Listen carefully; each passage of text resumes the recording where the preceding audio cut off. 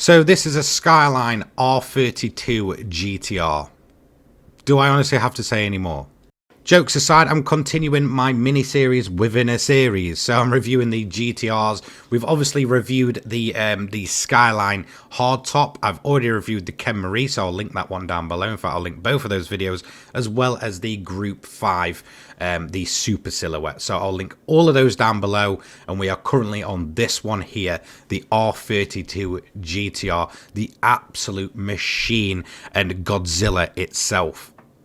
However, if you've never joined me for a car review video, this is how it works. We have a hot lap around the Nordschleife in the car with its bog standard form. No upgrades, no modifications, no tuning, straight out of the box onto the track, and then we do a hot lap to see where it ranks on our stock lap time leaderboard.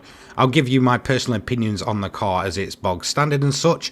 Once that's done, we'll then head over to the high speed ring where we'll do a modified lap time. So we'll basically put every upgrade on it. No, we don't tune them. I don't know why I need to keep repeating that. I just put all the upgrades I can on them and go for a hot lap and see where it ranks there. So let's get into the actual review of the R32 GTR. The one that we have in-game in Gran Turismo 7 is the 1994 model.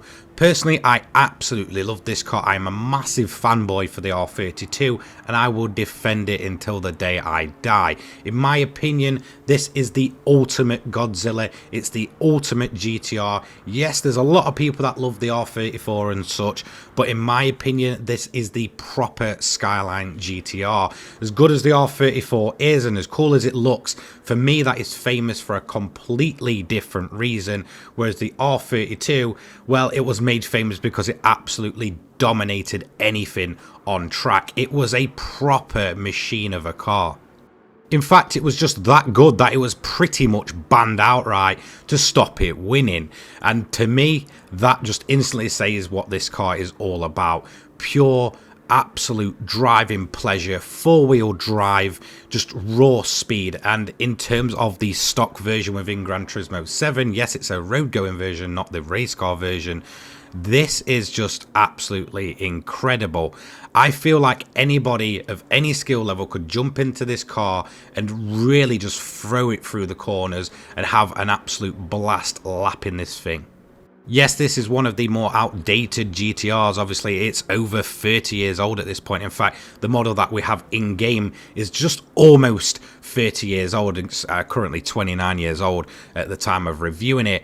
But in honesty, it really feels quite modern still. It doesn't feel dated, even in terms of its looks. To me, this is not a dated design. It's got the typical, Skyline rear lights, the typical boxy design that we saw on, the majority of the Skylines. But in terms of that four-wheel drive system, it doesn't feel outdated. It feels like any other modern four-wheel drive car. You've always got the grip there. You've always got the power there. This is a complete car, and it feels absolutely fantastic to drive. I have zero complaints about the way this car feels. The sense of speed is there as well, which is really good. In fact, when I first jumped in this car, I had to double check that I had zero upgrades on it. That's how fast it felt in the game. I was very much taken away that even, how dated this car should realistically be, it just felt so quick and so good through the corners. And to me, that says a lot, This is a fantastic all-around car, and it is an absolute blast to drive, even in its stock form. And there's not much more I really need to say about the standard version of this car. It's just an all-around fun time. You won't regret getting in this car. In terms of, customizability and all the options you have, there's plenty to put on this car. The turbo sound as well is fantastic. If you put the aftermarket turbos on, so something like, let's say, the high RPM turbo and such, the sound of that thing spewing up and kicking in is absolutely brilliant. In all honesty, I do not have a single bad word to say about this car. It's a living legend, and in all honesty, it doesn't even feel the slightest bit outdated. And for me, that just shows how good this car really is. So in terms of our hot lap times, it comes in 7th place in the 500 pp category. It got an 8 minutes 10.660, just a little bit slower than a Porsche 911 Carrera RS, and it is faster than the Chevrolet Corvette ZR1 in its standard form. For me, the most surprising thing is the fact that around the Nordschleife, it's only 8 seconds a lap slower than the Z performance from 2023, which just absolutely blows my mind. However, we couldn't just leave it there, could we? We got the iconic Calsonic livery on this car, got it in its full-blown touring look, and went and did our modified hot lap around High Speed Ring. And in all honesty, this car is absolutely incredible. This build here is putting out around about 700 brake horsepower, just slightly over, something like 709. And in all honesty, I was very, very surprised. By the time we got to the bottom end of the kind of main straight or main kind of loop bit of the high speed ring, we're hitting upwards of 210 miles an hour. And through the corners, even fully modified with that much horsepower, this thing grips. I mean, with a little bit of tuning, you could probably essentially make it an absolute grip monster. But the most and absolutely standout feature was the acceleration of this car. It absolutely launches out of corners. It's so fast and very, very surprising. I didn't expect it to just feel that quick. It really does launch.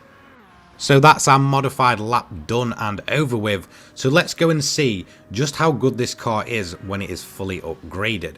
And as you can see, it's the best car that we've tried so far that wasn't from update 1.27, just coming in behind the C8 Stingray fully upgraded, the Alfa Romeo Giulia, and obviously the Bugatti Chiron. It's faster fully upgraded than the Z Performance as well, even though it was only 8 seconds off in the Nordschleife as well. It's faster than the Cayman GT4, faster than the 911 GT3 RS, and faster than an M2 competition. That is seriously impressive, and I feel like it's all down to that acceleration and that four-wheel drive system this car has on board. So there we have it. That is the R32 GTR done. That means we've reviewed the hardtop, we've reviewed the Ken Marie, and we've reviewed the Super Silhouette. Up next, well, it's probably the ugly duckling of the bunch. It's the one that a lot of people just don't really take to. It's the R33 GTR next. Can't say I'm the biggest fan of that car, but will I be pleasantly surprised when I finally dig deeper into that car and give it a proper thrashing around the Nordschleife and then around the high speed ring. Tune in for the next episode and let's find out together. That is going to be it from me today. Don't forget to like, comment, subscribe, turn those notifications on so you do not miss an upload from me. I upload GT7 and motorsport content each and every day for your viewing pleasure. Thank you to my sponsors, the Controller People and Poggers, for their support on the channel recently. It's been absolutely incredible. Down in the description will be my link to Twitter, Discord, and my donation link if you do want to kindly donate. Everything is appreciated and goes back into funding the running of this channel. As always, guys, thank you for your support. Have an absolutely fantastic day. Oh, and happy Valentine's Day, by the way. Peace.